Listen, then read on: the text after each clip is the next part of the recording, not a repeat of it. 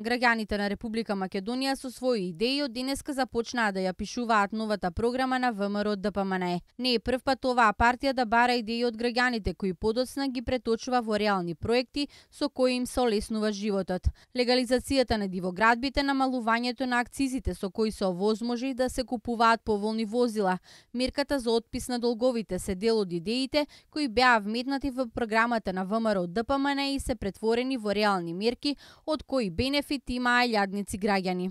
Пункт за прибирање на идеи денеска беше поставен во Скопје, при што граѓаните покрај тоа што имаат можност да ја дадат својата идеја, имаа можност и за директна средба со вице-премиерот и министер за финансии Зоран Ставрески.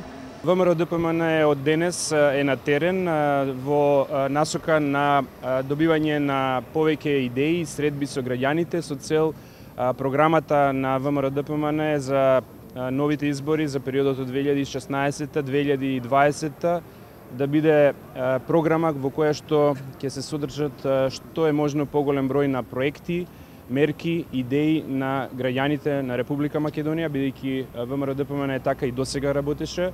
Програмите што ги сработувавме, освен што во нив учествуваа експерти и лица кои што работат на таа материја, секогаш беа отворени за граѓаните. За нас е битно младите и пензионерите, земјоделците и спортистите, уметниците, сите граѓани на Република Македонија од сите вери и пол и старост да можат равноправно да учествуваат, да можат да добијат простор во програмата, да може да се реши нивниот проблем или проблемот на луѓето што тие ги представуваат, да може да направиме нешто за секој граѓанин во Република Македонија.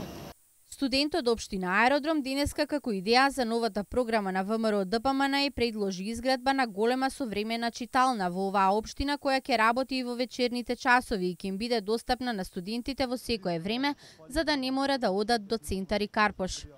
Една читална што ќе ни биде подостапна, да не патуваме до центар до Карпош, пак и во вечерните часови да ни биде достапна тука во нашата околина. Сега нема ни една нити читална, нити библиотека? Да, библиотека има, помалема читална класична за студенти современа како што имат кои гледа книги кои што е направена. Така на територија на општина Аеродром немаме.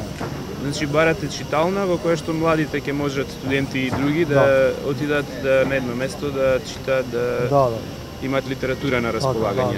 Добро. Аеродром е голема општина со многу млади, така да мислам дека е добра идејата. Ние секако ќе ја разгледаме, ќе направиме напор да се реализираме, меѓутоа е добра идеја бидејќи ќе помогне илјадници млади што таму живеат да имаат катче каде што ќе можат да се соберат.